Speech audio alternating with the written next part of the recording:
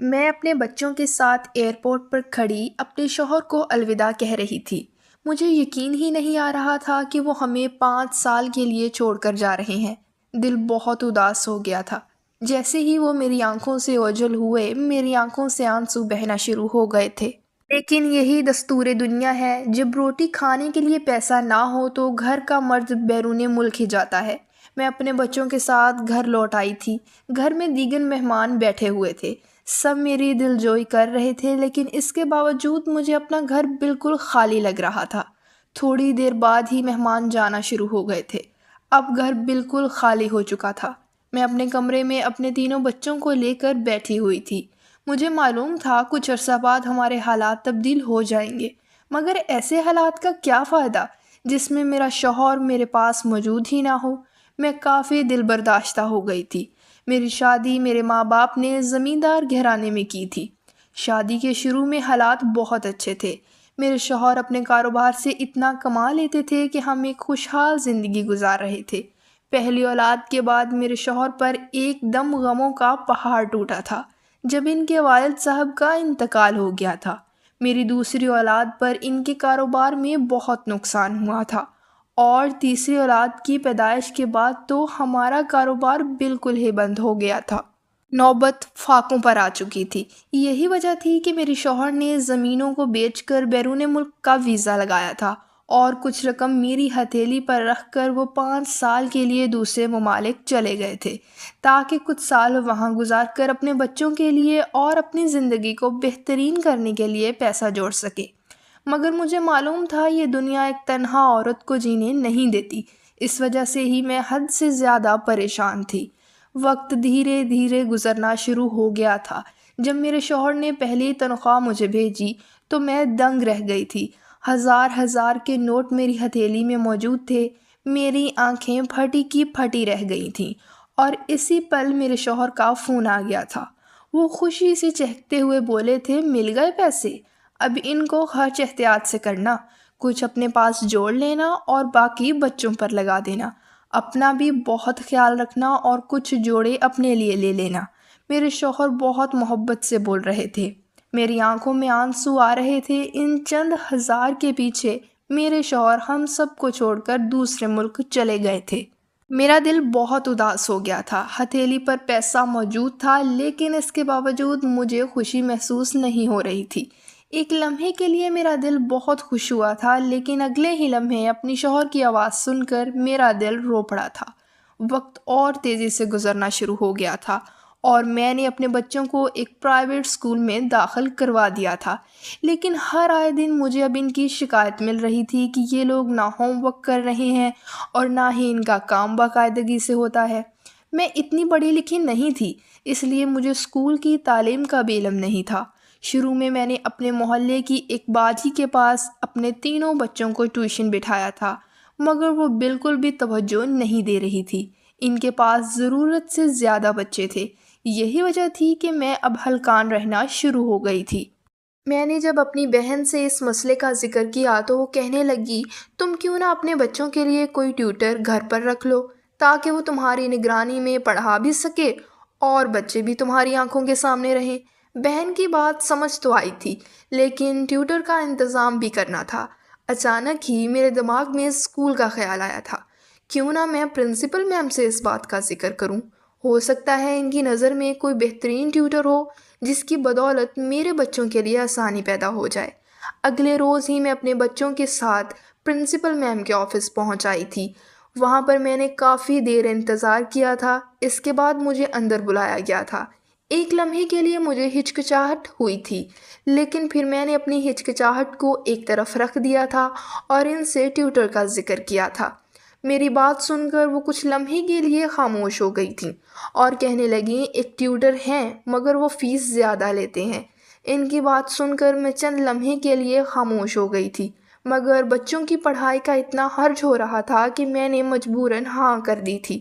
انہوں نے مجھے کہہ دیا تھا کہ کل تک وہ آ جائیں گے۔ پورا دن معمول کے مطابق گزر چکا تھا۔ اگلے روز 4 بجے میں نے پورے گھر کو صاف کر لیا تھا اور بچوں کو لے کر ڈرائنگ روم میں بیٹھ گئی تھی۔ اب انتظار صرف ٹیوٹر کا ہو رہا تھا۔ چند لمحے مزید گزرے تھے جب میرے گھر کی ڈور بیل ہوئی تھی۔ میں دروازے کے پاس آئی تو ایک لمحے کے لیے میرے دل میں خیال پیدا ہوا تھا کہ میں نے اپنے شوہر کو تو اس حوالے سے آگاہ ہی نہیں کیا، مگر پھر میں نے یہی سوچا کہ بھلا وہ کیا اعتراض کریں گے۔ میں نے جیسے ہی دروازہ کھولا تو میرا دل دھک سے رہ گیا تھا۔ سامنے کھڑے نوجوان شخص نے میرے دل کے تار چھیڑ دیے تھے۔ وہ دیکھنے میں بلا کا حسین تھا، مجھ سے عمر میں کم از کم 2 سال چھوٹا تھا۔ اس نے دھیمی آواز میں سلام کیا تھا اور اپنا نام بتاتے ہوئے بولا تھا، مجھے مس ریشم نے آپ کے پاس بھیجا ہے، اجازت ہو تو میں آپ کے گھر کے اندر آ سکتا ہوں؟ ان کا پورا اعتماد انداز دیکھ میرے چہرے پر مسکراہٹ بکھر گئی تھی اور میں نے فوراً ہی دروازہ کھول دیا تھا۔ اندر آتے ہی انہوں نے مجھ سے بچوں کے حوالے سے سوال جواب کرنے شروع کر دیے تھے کہ آپ کے کتنے بچے ہیں، فیس وغیرہ کا تو آپ کو بتا ہی دیا ہوگا۔ ان کے انداز سے صاف جھلک رہا تھا کہ وہ بے حد پروفیشنل ہیں۔ میں انہیں لے کر ڈرائنگ روم میں آ گئی تھی۔ میرے تینوں بچے ان کے ادب میں کھڑے ہو گئے تھے، جبکہ وہ تینوں کو بٹھا کر ایک صوفے پر بیٹھ چکے تھے۔ میرا ارادہ اب اپنے کمرے میں جا کر آرام کرنے کا تھا۔ میں نے یہی سوچا تھا کہ جب ٹیوٹر آ جائیں گے تو میں بچوں کو ان کے ساتھ تنہا چھوڑ دوں گی تاکہ وہ اچھے سے ان کو پڑھا سکیں، مگر نہ جانے کیوں میرا دل اس کمرے میں ہی اٹک چکا تھا۔ میں ایک کونے میں بیٹھ کر انہیں یک ٹک دیکھ رہی تھی۔ دل چاہتا تھا کہ ان سے بات کروں، لیکن بچوں میں وہ اتنا مگن ہو گئے تھے کہ انہیں اتنا بھی خیال نہیں رہا تھا کہ کمرے کے اندر ایک عورت بھی موجود ہے جو ان کو دیکھ رہی ہے۔ وہ بہت ہی محنت سے میرے بچوں کو پڑھا رہے تھے۔ اچانک ہی نہ جانے میرے دل میں کیا خیال آیا کہ میں اپنی جگہ سے کھڑی ہو گئی تھی اور ان کے برابر میں جا کر بیٹھ گئی تھی۔ میں ان سے سوالیہ لہجے میں بولی، آپ برا نہ مانیں تو میں ایک بات پوچھوں؟ انہوں نے چونک کر میری طرف دیکھا تھا اور سر کو ہلکی جنبش دیتے ہوئے تھوڑا سا فاصلہ مجھ سے قائم کر گئے تھے۔ میرے لبوں پر مسکراہٹ بکھر چکی تھی کہ اتنا اچھا مرد ہے، عورت خود سے اس کے قریب آ رہی ہے، لیکن اپنی حد انہیں معلوم ہے۔ میں دھیمی آواز میں بولی تھی، آپ کی شادی ہو چکی ہے یا پھر آپ ابھی بھی کنوارے ہیں؟ ویسے لگتے تو شادی شدہ ہیں۔ میری بات سن کر وہ مسکرا پڑے تھے اور مجھے دیکھتے ہوئے بولے، نہیں، ابھی تو شادی نہیں ہوئی، لیکن میری امی لڑکی تلاش کر رہی ہیں، آپ کی نظر میں ہو تو کوئی بتانا۔ اچانک ہی وہ بے تکلفی سے بولے، تم؟ میں جی جان سے کہکا لگا کر ہنس پڑی تھی، جبکہ میرے بچوں نے مجھے حیران ہو کر دیکھا تھا، کیونکہ میں کسی بھی نامحرم مرد سے بات کرنا اپنی توہین سمجھتی تھی۔ لیکن نہ جانے کیوں اس آدمی کو دیکھ کر میرا دل خود بخود اس کی طرف کھینچا چلا جا رہا تھا۔ ابھی میں ان سے بات کر ہی رہی تھی جب اچانک میرا موبائل کمرے میں رنگ ہونے لگا۔ میں ایکسکیوز می بول کر اپنے کمرے میں آ گئی تھی۔ فون اٹھا کر دیکھا تو اسکرین پر میرے شوہر کا نام جگمگا رہا تھا۔ لمحے بھر کے لیے میرا دل کانپ اٹھا تھا۔ ایک عجیب سی شرمندگی مجھے محسوس ہوئی تھی کہ میں ایک شادی شدہ عورت ہوں، مجھ پر یہ سب زیب نہیں دیتا، مگر پھر نہ جانے کیوں میرے دل نے بغاوت کر ڈالی تھی۔ شوہر تو ہے ہی نہیں، وہ تو 5 سال بعد واپس آئیں گے، کچھ وقت کے لیے اگر دل بہلا لوں گی تو اس میں مسئلہ نہیں ہے۔ یہی سوچ کر میں نے اپنا موبائل سائلنٹ کر دیا تھا اور خاموشی سے بچوں کے کمرے میں آ گئی تھی۔ ٹویٹر کی نگاہیں بھی دروازے پر ہی ٹکی ہوئی تھیں۔ مجھے دیکھتے ہی ان کے لبوں پر بھی مسکراہٹ بکھر گئی تھی۔ میں ان کے پاس ہی بیٹھ چکی تھی اور ان سے ان کی فیملی کے بارے میں پوچھنے لگی تھی۔ وہ دھیمی آواز میں بولے تھے، خاندان میں صرف ایک بیوہ ماں ہے، بھائی بہن کوئی نہیں ہے، بابا کا بھی بہت پہلے انتقال ہو چکا ہے، میں اب امی کے ساتھ تنہا رہتا ہوں۔ مجھے ایک عجیب سا دکھ ہوا تھا، نہ جانے کس احساس کے تحت میں نے ان کے کندھے پر ہاتھ رکھا تھا اور ان کو دیکھتے ہوئے بولی تھی، کیوں تنہا ہیں آپ؟ آپ کے پاس اتنے بچے ہیں جنہیں آپ تعلیم دے رہے ہیں، ایسے لوگ تو بہت اچھے ہوتے ہیں، تنہا تو وہ ہوتے ہیں جن کے ہم سفر ہوتے ہوئے بھی ان سے دور ہوں۔ میں یکدم دکھی سی ہو گئی تھی جب اچانک انہوں نے میرا وہی ہاتھ تھام لیا تھا جو میں نے ان کے کندھے پر رکھا تھا۔ وہ میری آنکھوں میں دیکھتے ہوئے بولے تھے، مگر اس تنہا شخص کی زندگی میں اگر کوئی اچھا دوست آ جائے تو اس کی تنہائی بھی ختم ہو جاتی ہے۔ آپ مجھے بہت اچھی لگی ہیں، آپ کا انداز، آپ کا اخلاق بہت اچھا ہے، کیا آپ مجھ سے دوستی کریں گی؟ آپ کی ساری تنہائی میں بہت جلد دور کر دوں گا۔ آج میری اس آدمی سے پہلی بار ملاقات ہوئی تھی اور وہ پہلی بار ہی مجھے دوستی کی آفر کر چکا تھا۔ میرا دل زور سے دھڑکا تھا، لیکن جب میں نے نظریں اٹھا کر ان کی آنکھوں میں دیکھا تو یکدم میرے دل میں ایک خیال سا پیدا ہوا تھا کہ ایک دوست بنا لینے میں کوئی حرج نہیں ہے۔ میں تو ویسی ہی تنہائی کی عادی ہو چکی ہوں، کیا پتہ یہ شخص میری تنہائی واقعی دور کر دے۔ میں نے بھی ان کے ہاتھ پر دباؤ ڈالا تھا اور آنکھوں میں دیکھتے ہوئے بولی تھی، اگر ایسی بات ہے تو مجھے منظور ہے، میں آپ کی دوست بننے کے لیے تیار ہوں۔ میرے لبوں سے مسکراہٹ جدا ہونے کا نام ہی نہیں لے رہی تھی۔ وقت گزر رہا تھا اور ہم دونوں کے درمیان اتنی بے تکلفی ہو چکی تھی کہ اب وہ بچوں کو پڑھانے سے قبل 1 گھنٹہ پہلے ہمارے گھر آ جاتے تھے اور پھر ہم دونوں بیٹھ کر گھنٹوں باتیں کرتے تھے۔ میں اس غم کو فراموش کر چکی تھی کہ میرے شوہر بیرون ملک میں ہیں۔ اس شخص نے میری زندگی میں محض چند دنوں میں ہی اتنے رنگ بکھیر دیے تھے جس کی کوئی حد نہیں تھی۔ آج معمول کا ہی دن تھا۔ آج ہمارا ارادہ سرنواز کے ساتھ باہر گھومنے جانے کا تھا۔ میں بچوں کو بھی تیار کر چکی تھی جب اچانک میرا موبائل رنگ ہوا تھا۔ میں سمجھی سرنواز ہوں گے۔ میں نے بے دہانی میں کال ریسیو کی تھی اور کان پر لگاتے ہوئے بولی تھی، ہاں نواز، ہم لوگ باہر آ رہے ہیں، میں بس بچوں کو کپڑے پہنا رہی ہوں، جب اچانک میرے شوہر کی آواز اسپیکر سے گونجی تھی، کون نواز، اور کہاں جا رہی ہو تم؟ میرا دل دھڑکنا بھول گیا تھا۔ میں نے ابھی تک اپنے شوہر کو یہ نہیں بتایا تھا کہ میں نے بچوں کے لیے کسی ٹیوٹر کو گھر میں رکھا ہے۔ میرے ہاتھ پاؤں پھول چکے تھے، مجھے کچھ سمجھ نہیں آ رہا تھا، میں انہیں کیا بولوں؟ ایسا لگتا تھا جیسے میری کوئی چوری پکڑی جا چکی ہے۔ ٹھنڈے پسینے میرے ماتھے پر جگمگانے لگے تھے، دل اتنی زور سے دھڑکا تھا کہ میں اپنی کیفیت سنبھال ہی نہیں پا رہی تھی۔ گھبراہٹ کے مارے میں نے فون تک کاٹ دیا تھا۔ چند لمحے گزرے تھے جب دوبارہ میرے فون پر میرے شوہر کی کال آنا شروع ہو گئی تھی۔ میں جانتی تھی کہ جب تک میں انہیں جواب نہیں دوں گی تب تک وہ کال کرتے رہیں گے۔ میں نے دھڑکتے دل کے ساتھ کال ریسیو کی تھی اور بہانہ کرتے ہوئے بولی تھی، نیٹ ورک پرابلم ہو رہی ہے۔ کال کٹ گئی تھی۔ ویسے کیسے ہیں آپ؟ 2 دن سے آپ نے فون تک نہیں کیا۔ میری بات سن کر وہ فوراً بولے تھے، 4 دن ہو چکے ہیں ہم دونوں کے درمیان بات چیت نہیں ہوئی۔ فون میں نے نہیں، تم کرتی ہو۔ اور کون ہے یہ نواز؟ کس کی بات کر رہی ہو؟ اور ہاں، بھائی صاحب بتا رہے تھے مجھے کہ کوئی ٹیوٹر تم نے گھر میں رکھا ہے۔ یہ بات تمہیں مجھے بتانی چاہیے تھی، لیکن غیروں سے مجھے اطلاع مل رہی ہے۔ ان کی غصے بھری آواز سن کر میرے ہاتھ پاؤں ٹھنڈے پڑنا شروع ہو گئے تھے، مگر میں اپنے لہجے کو ہموار کرتے ہوئے بولی تھی، آپ کے بھائی صاحب کو تو ہر وقت ہمارے گھر کے اندر کیا چل رہا ہے یہی لگی رہتی ہے، اس لیے میں نے آپ سے منع کیا تھا کہ مجھے چھوڑ کر اکیلے مت جائیں، مگر آپ کو میری بات سمجھ ہی نہیں آتی۔ میری جھنجھلاہٹ بھری آواز سن کر میرے شوہر خاموش ہو گئے تھے اور پھر بات کا رخ تبدیل کرتے ہوئے بولے تھے، خیر چھوڑو، کوئی بات نہیں، بچوں کی پڑھائی کے لیے ہی رکھا ہوگا۔ میں نے بات سنبھال لی تھی، مگر یہ نواز کون ہے؟ اور تم کہاں جا رہی ہو؟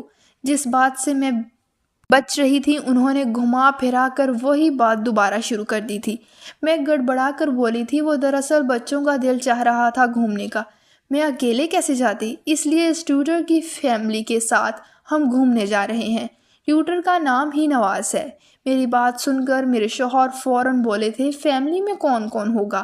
حالانکہ ایسا کچھ بھی نہیں تھا، صرف میں، بچے اور نواز ہی گھومنے جا رہے تھے، مگر بات کو سنبھالنے کے لیے میں نے اس کی فیملی کا ذکر بھی کر دیا تھا۔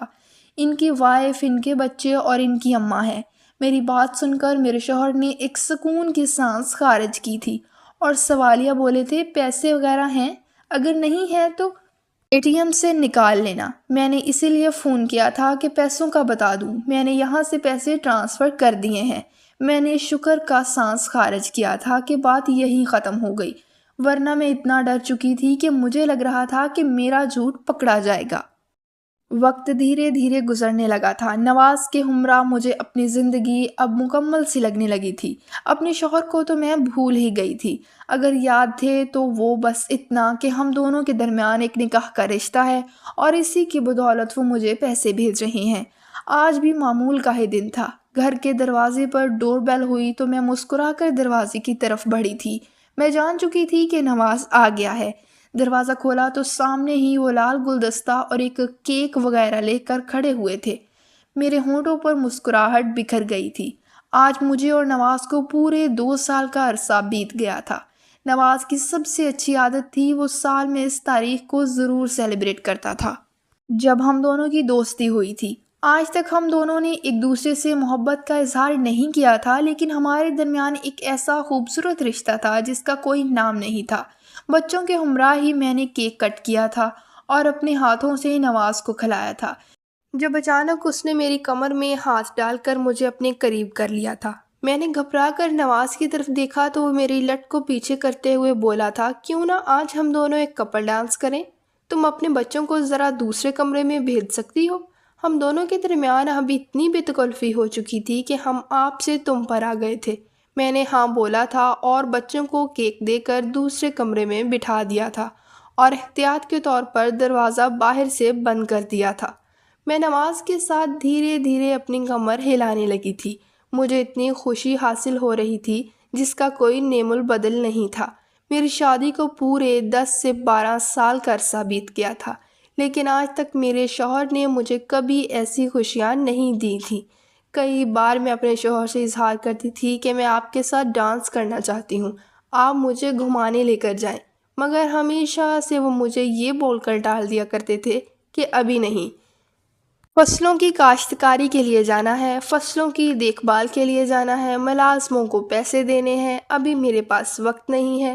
جبکہ نواز میرے لیے ہر وقت ٹائم نکال لیتا تھا۔ مجھے اس کی یہی بات اچھی لگتی تھی کہ وہ مجھ سے بہت پیار کرتا تھا۔ وقت دھیرے دھیرے گزرتا جا رہا تھا، دن کب مہینوں میں تبدیل ہوئے اور مہینے سال میں تبدیل ہوئے مجھے معلوم ہی نہیں ہوا تھا۔ 5 سال کا عرصہ بیت گیا تھا۔ میں اور نواز ایک دوسرے کے ہمراہ اتنے خوش تھے کہ میں ہر غم بھول چکی تھی۔ میرے بچے بڑے ہو گئے تھے، ٹیوٹر کی اب ضرورت نہیں تھی، وہ لوگ اپنی پڑھائی خود کر لیا کرتے تھے۔ میرے بڑے بیٹے نے کئی بار مجھ سے اس بات کا اظہار کیا تھا کہ ماما، مجھے اب نواز انکل کے ساتھ ہونا اچھا نہیں لگتا، آپ ان کو منع کر دیں، اب تو میں اپنے چھوٹے بہن بھائی کو بھی پڑھا سکتا ہوں، آپ کو ان کی ضرورت نہیں ہے۔ اور اس دن میں نے پہلی بار اپنے بیٹے پر ہاتھ اٹھایا تھا اور اسے خوب ڈانٹا تھا۔ آج معمول کا ہی دن تھا۔ میں نے نواز کے لیے بہت ہی لذیذ بریانی بنائی تھی اور اس کا انتظار کر رہی تھی، جب اچانک میرا موبائل رنگ ہوا تھا۔ میں نے اسکرین پر نظر ڈالی تو میرے شوہر کی ہی کال تھی۔ دل تو کیا کہ کال کاٹ دوں، مگر کچھ سوچ کر میں نے کال ریسیو کر لی تھی، اور جو خبر آگے سے مجھے دی گئی وہ میرے اوسان خطا کر گئی تھی۔ میرے شوہر کا کہنا تھا کہ میں کل کی فلائٹ سے پاکستان آ رہا ہوں۔ ان کی بات سن کر میرا حلق تک کڑوا ہو گیا تھا۔ میں نے فوراً ہی نواز کو اس بات کی اطلاع دی تھی کہ اس کے چہرے کی بھی ہوائیاں اڑ گئی تھیں۔ وہ کہنے لگا کہ اب ہم دونوں کیسے ملاقات کریں گے؟ تمہارا شوہر تو ہمیں کبھی ملنے نہیں دے گا۔ اور اس دن مجھے شدت سے اس بات کا احساس ہوا تھا کہ ہم دونوں ایک دوسرے کے لیے نامحرم ہیں۔ ہمارے درمیان کتنا ہی گہرا رشتہ کیوں نہ ہو، ہم ایک دوسرے کے کبھی نہیں ہو سکتے۔ اور اس دن میں اپنی ہر حد پار کر دی تھی۔ میں نے آگے بڑھ کر اس کا ہاتھ تھام لیے تھے اور اس کی آنکھوں میں دیکھتے ہوئے اظہار محبت کیا تھا اور اس سے منت کی تھی کہ مجھے یہاں سے لے چلو، میں تمہارے ساتھ رہنا چاہتی ہوں، مجھے اپنے شوہر سے کوئی تعلق نہیں رکھنا۔ اس دن نواز نے مجھے سمجھانے کی کوشش کی تھی، مگر میں سمجھنا نہیں چاہتی تھی۔ رات 10 بجے گھر کا دروازہ بند کر کے میں نواز کے ساتھ بھاگ گئی تھی، لیکن شاید یہی میری سب سے بڑی خطا ثابت ہونے والی تھی۔ اس رات نواز نے مجھے اپنی ہوس کا نشانہ بنا لیا تھا۔ میں اس ہوس کو محبت کا نام دے رہی تھی، مگر یہ سب میری خام خیالی تھی۔ مجھے استعمال کرنے کے بعد اس نے رات 12 بجے اپنے گھر سے دھکے مار کر نکال دیا تھا۔ میں خوب روئی تھی، اس کے آگے ہاتھ جوڑے تھے کہ یہ کیا کر رہے ہو؟ میں تو تم سے محبت کرتی ہوں، اپنا گھر، اپنے بچے سب چھوڑ کر تمہارے پاس آئی ہوں۔ مگر اس دن نواز نے میری ایک نہیں سنی تھی۔ اس نے میرے منہ پر جو الفاظ کہے تھے وہ سن کر میرے قدموں تلے زمین نکل گئی تھی۔ وہ کہنے لگا کہ 5 سال تمہارے ساتھ اسی لیے گزارے تھے کہ میں تمہاری قربت حاصل کر سکوں، اور اب میرا مطلب پورا ہو چکا ہے۔ تم ایک استعمال کی ہوئی عورت ہو، میں ایسی عورتوں کو اپنی زندگی میں کبھی شامل نہیں کرتا۔ تم ایک فرعون ہو جس نے اپنے شوہر کا بھی خیال نہیں کیا۔ 3 بچوں کی ماں ہونے کے باوجود تم نے میرے ساتھ رنگ رلیاں منائی۔ وہ تو میرا ظرف ہے کہ میں نے کبھی تمہارا فائدہ نہیں اٹھایا، مگر آج مجھے موقع ملا تو میں کیوں پیچھے ہٹتا اور آئندہ کے بعد اگر تم نے میرے گھر کی طرف آنکھ اٹھا کر بھی دیکھا یا مجھ سے رابطہ کرنے کی جرت بھی کی تو میں تمہارا وہ حال کروں گا جس کی کوئی حد نہیں ہوگی۔ میں برباد ہو چکی تھی، میرے پاس کچھ نہیں بچا تھا، نواز مجھے چھوڑ چکا تھا، اور میرا شوہر، اس کو بھی اب تک پتہ چل چکا ہوگا کہ میں گھر سے بھاگ چکی ہوں۔ پوری رات میں نے یہاں وہاں راستہ کاٹ کر گزار دی تھی، لیکن اگلی صبح میں روتے پیٹتے گھر پہنچ ہی گئی تھی، لیکن سامنے ہی میرے شوہر اپنے بچوں کو گود میں بٹھائے بیٹھے تھے۔ میں روتے ہوئے ان کے قدموں میں بیٹھی تو انہوں نے اچانک میرے ہاتھ میں ایک پرچہ رکھا تھا۔ میں نے گھبرا کر اس پرچے کو دیکھا تو وہ ایک طلاق نامہ تھا۔ اب بھی میں کچھ کہتی اس سے پہلے ہی انہوں نے ایک زناٹے دار تھپڑ میرے منہ پر رسید کیا تھا اور مجھے دیکھتے ہوئے بولے تھے، معلوم تھا مجھے، میرے پیچھے سے تم کیا گل کھلا رہی ہو؟ ہر بار میں تم سے کہا تھا کہ میری عزت کی حفاظت کرنا، مگر تم نے اس کا مان نہیں رکھا، تم نے میری عزت کو دو کوڑی کا کر دیا۔ تمہاری خاطر، بچوں کی خاطر میں دوسرے ملک گیا، مگر تم نے بدلے میں مجھے کیا دیا؟ دھوکہ، فریب۔ نکل جاؤ یہاں سے، میں تمہارے ساتھ اب کوئی واسطہ نہیں رکھنا چاہتا۔ مگر میں ان کے قدموں میں بیٹھ گئی تھی، ان کے قدموں کو تھام کر میں خوب روئی تھی، ان کے آگے ہاتھ جوڑ دیے تھے۔ میری حالت ایک ایسے انسان کی مانند ہو چکی تھی کہ اگر اسے نہیں اپنایا گیا تو وہ مر جائے گا، اور جب میرے شوہر مجھے ایک بار پھر گھر سے دھکیلنے لگے تو میں نے تڑپ کر اپنی کلائی پر چھری رکھ لی تھی، اور شاید یہی ایک پل تھا جب میرے شوہر کا دل پگھل گیا تھا۔ انہوں نے وہ نکاح نامہ مجھے غور سے دیکھنے کے لیے کہا تھا، اور جب میری نظر نکاح نامے پر گئی تو میں نے خدا کا شکر ادا کیا تھا، کیونکہ انہیں نے ابھی سائن نہیں کیے تھے۔ ایک بار پھر میں نے ان کے قدموں میں بیٹھ کر ان سے معافیاں مانگنے لگی، اور تب انہوں نے مجھے اس بات کا احساس دلایا تھا کہ محبت کرنا گناہ نہیں ہوتا، لیکن محبت کو حرام کر دینا گناہ ہے۔ اگر آج بھی تم اس نواز کے پاس جانا چاہتی ہو تو میں تمہیں جانے کی اجازت دیتا ہوں، مگر میں نے ان سے خوب معافی مانگی تھی، ترلے کیے تھے، اور اس دن میں نے دیکھا تھا کہ دنیا میں کچھ مرد ایسے بھی ہوتے ہیں جن کا ظرف سمندر کی طرح بڑا ہوتا ہے۔ بچوں کی خاطر انہوں نے مجھے معاف کر دیا تھا۔ میں تمام عورتوں کو ایک سبق دینا چاہوں گی، کبھی بھی اپنے محرم مردوں کے علاوہ کسی بھی مرد پر بھروسہ نہیں کرنا چاہیے، کیونکہ جن کو ہم اپنا سمجھتے ہیں وہی ہماری پیٹھ پر ایسا وار کرتے ہیں کہ ہم کہیں کے رہ نہیں پاتے۔